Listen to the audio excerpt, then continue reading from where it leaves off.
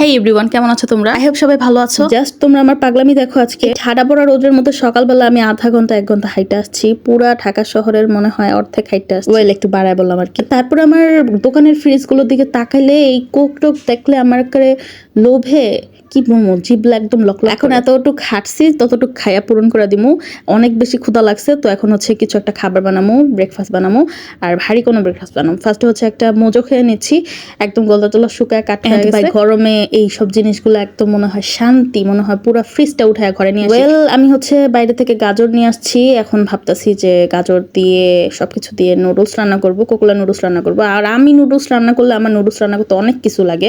Like আমার চিংড়ি মাছ লাগে, আমার মুরগির মাংস লাগে, গাজর, সবজি টবজি হাবি জাবি অনেক কিছু লাগে। আমি একদম ওই যে নর্মাল নুডলসগুলা খুব কম রান্না করি। মাঝে মাঝে যখন রান্না করি একটু সবকিছু গুছাইয়া তারপর এটা খাইতে এত বেশি মজা হয়। আমার মনে হয় না মানে আমার রান্না করার সব আইটেমের মধ্যে আমার নুডলসটা হচ্ছে সবসময় বেস্ট। এন্ড গাইস, সত্যি বলতে বাজারে আমি ক্যাপসিকাম খুঁজে আসছি।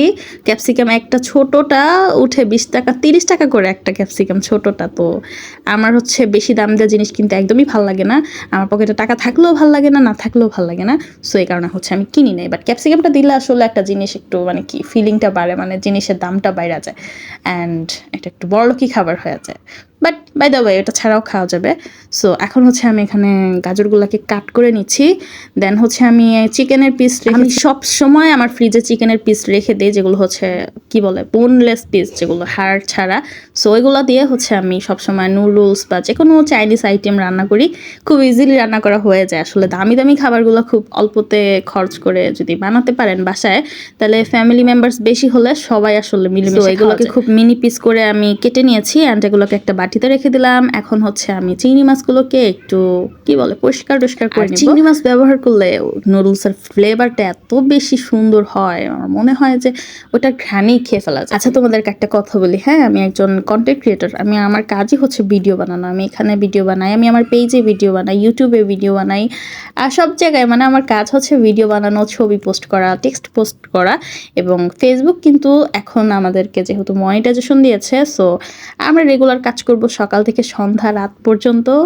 মাঝে মাঝে পোস্ট করব এবং সেই পোস্টগুলো এমন হবে যাতে করে মানুষ আসলে ওখান থেকে কি বলে কিছু একটা শিখতে পারে এবং আমরা ওইখান থেকে আর্ন করতে পারি, মানে উপার্জন করতে পারি, সেটা কম হোক বেশি হোক। সো এটা হচ্ছে আমাদের নিত্যদিনের কাজ। এটাকে কেউ ভাববেন না যে আমি কাউকে দেখাচ্ছি বা আমি কি বলে যাতা করতেছি। হ্যাঁ, এটা হচ্ছে আমাদের কাজেরই একটা অংশ। সো আপনারা যারা এই সাধারণ বিষয়গুলো না বুঝেন, সো আপনাদেরকে একটা কথা, প্লিজ ডোন্ট মাইন্ড।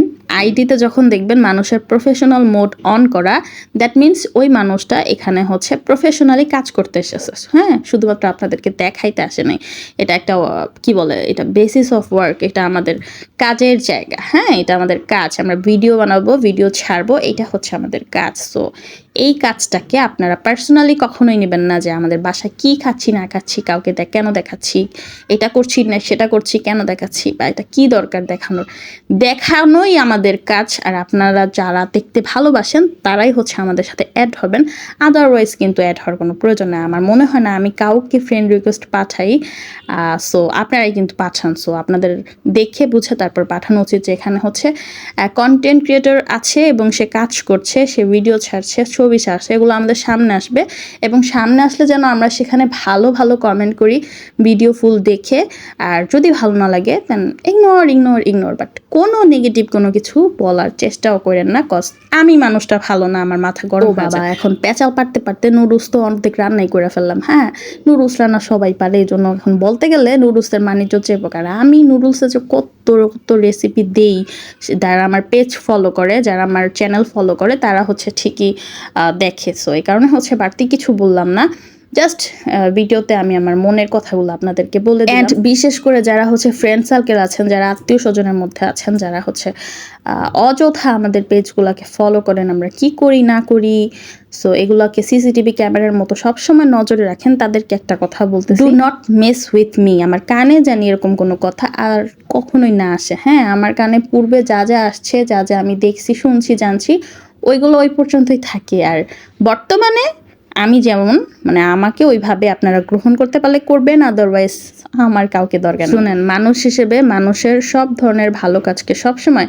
অ্যাপ্রিসিয়েট করার চেষ্টা করবেন, সাপোর্ট করার চেষ্টা করবেন। কখনো কাউকে এমন কিছু বলবেন না যাতে করে একটা মানুষ অনুৎসাহিত হয়ে যায়, একটা মানুষ কি বলে তার আগ্রহটা হারায় ফেলে কাজের প্রতি। হ্যাঁ, এই কাজগুলো যারা করেন হিংসার বশে, আসলে আমরা মানুষের সফলতাকে হিংসা করি এবং মানুষের ব্যর্থতাকে নিয়ে উপহাস করি, বাট আমরা কাউকে সাহায্য করার বেলা নাই।